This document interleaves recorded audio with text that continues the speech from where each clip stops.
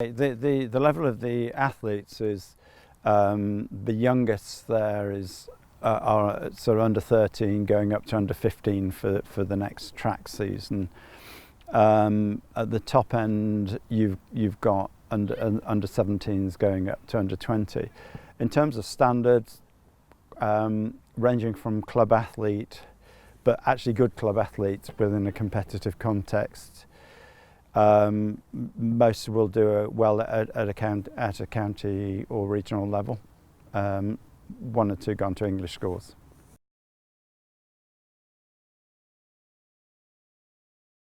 What I'm trying to do at this time of year is I'm working with athletes on basic underpinning skills. So there's a lot of fundamental movements, for instance, in the warm-up, and also dipping in some new skills which will underpin their technique later in the season, specifically to hurdles. So a classic example would be things like those continuous hurdles we were doing at the end. The session at the end, I could have almost fitted in anywhere, because the way I'm approaching this is I see these athletes a limited number of times a week. So I describe it as training elements. So in any time I see them, I may be combining 2 or 3 different training elements which have a different training objective. The training objective, or what I was doing in the main session, was 2 times 100 meters with a walk back in between each rep, and roughly 5 minutes between each set. The older ones were doing 120. A lot of what I was doing there was, one, it was having done a lot of what I call fussy stuff, it was a release for them to get just to stretch the legs in the main for the running. But it was also including some technical running elements where they're thinking about their posture and taking their run-throughs, and there was also an element of working on speed endurance where it's relevant to their age.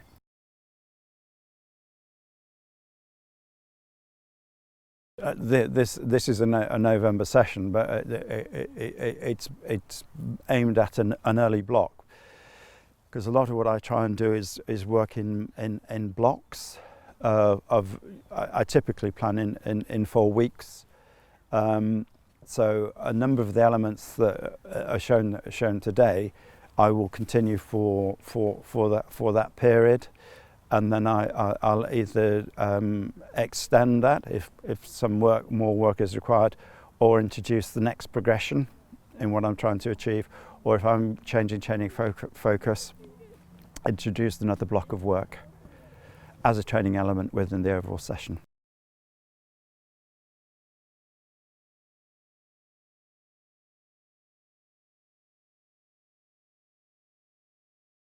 What I would like you to do is do what I call a posture run, up and down several times. So running up towards where the pole vault cover is, turning, running back. I may just drop in a couple of comments of things to focus on, and we'll do that several times. Okay, off you go. Nice and slow, we're warming up.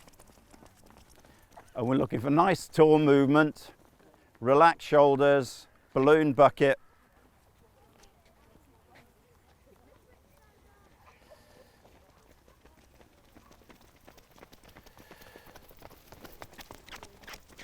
And again.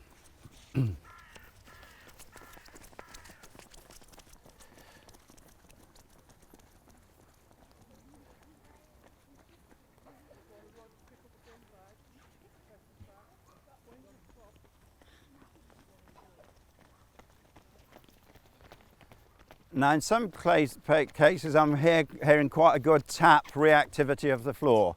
Let's see if we can get that going. Listen to your feet on this next one. Off we go.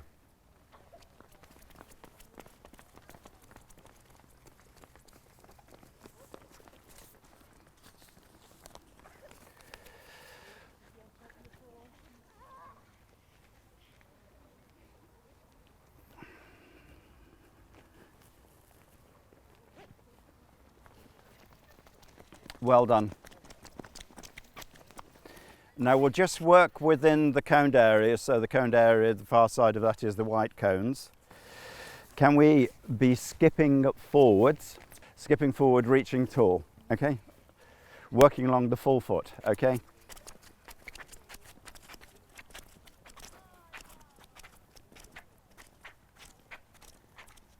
And let's go backwards doing the same thing. If we can get the heels down a little bit more, that begins to stretch the calf and Achilles area. Make sure we've got the range there. Sideways, yes, let's do sideways, please. Choose which way you're facing.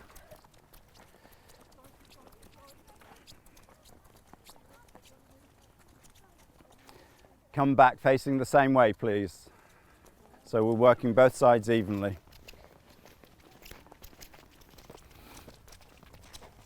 Karaoke, cross stitch, grapevine, whichever you like to call it.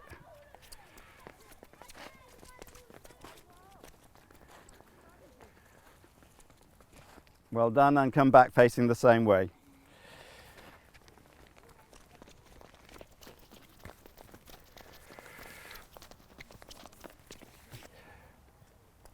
That's it. A nice skipping movement. Okay, off we go.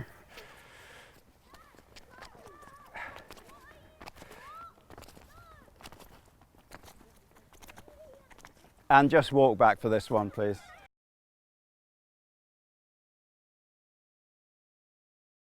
And what I would like is 10 or 12 swings forward and backwards, please. You're just loosening everything up. Can we think of our foot on our supporting leg being like a springboard? So it's a dynamic support. Okay, off you go.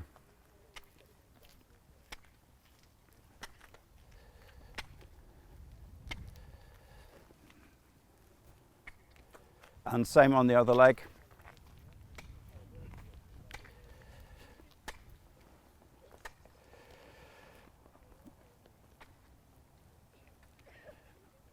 Lucy, if you want to get a bit more bounce going off that support foot, so it's up and down, up and down, up and down, like a springboard. That's brilliant.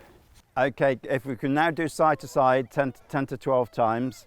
Again, up and down on the foot, so it's not in a fixed lock position.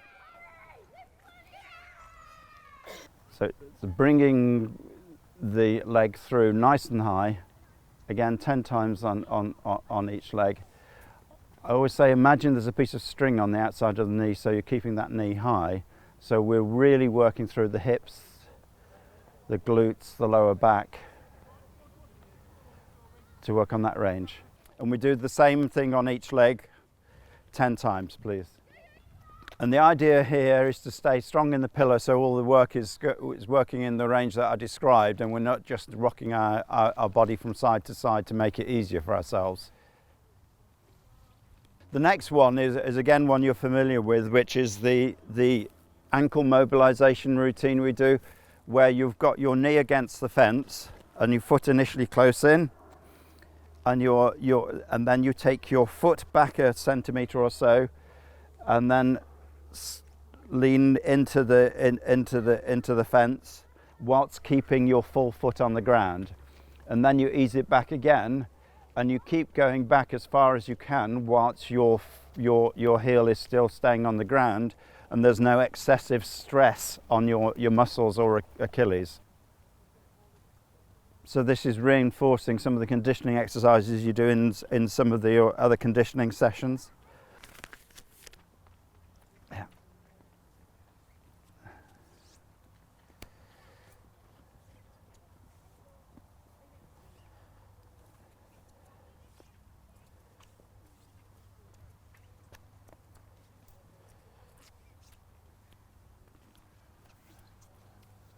And stop when you get to that white line where most of you are now, and just walk back normally. So really focus on sitting on that low seat behind you, so the weight's going back on your heels.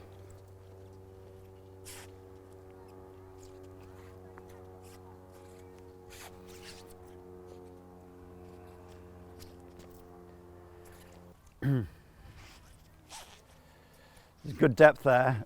Dimitri, if you can get your weight just back a little bit more, that's perfect. Keep your head nice and tall so it's always in line with your back. Yeah. Next one, walking lunges. Now, what are the things that I tend to emphasize a lot on walking lunges? Posture, lift through,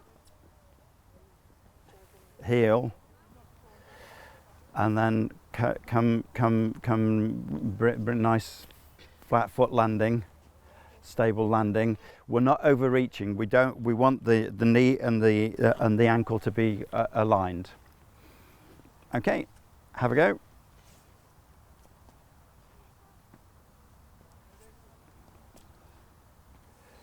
Good depth there.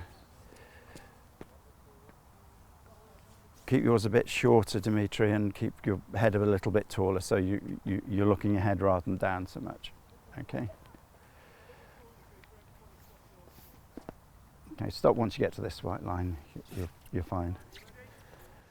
Again, as a bit of extra challenge, can you try doing that backwards, please?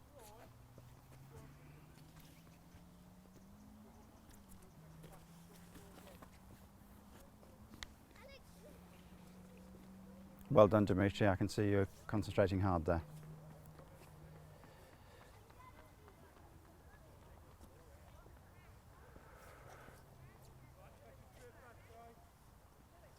Try and control the movement through your glutes and hamstrings. Okay, just a gentle tilt, not over tilting, but as a walk. Well done.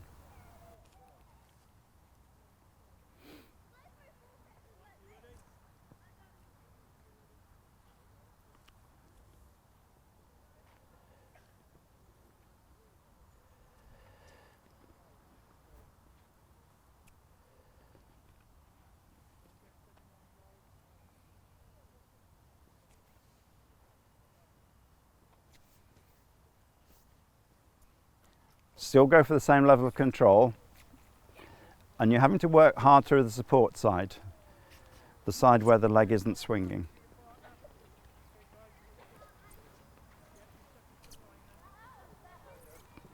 Otherwise the wobble happens.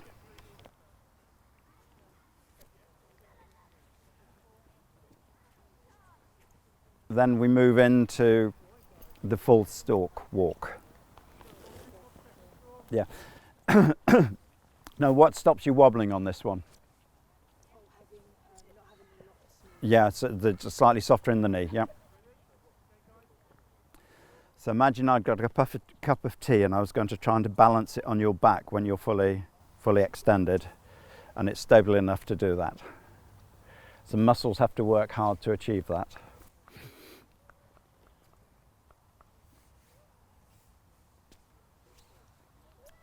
To challenge ourselves.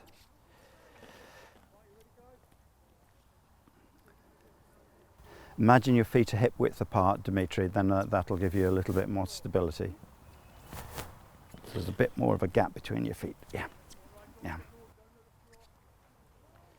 Requires more strength, but make sure as everything is aligned.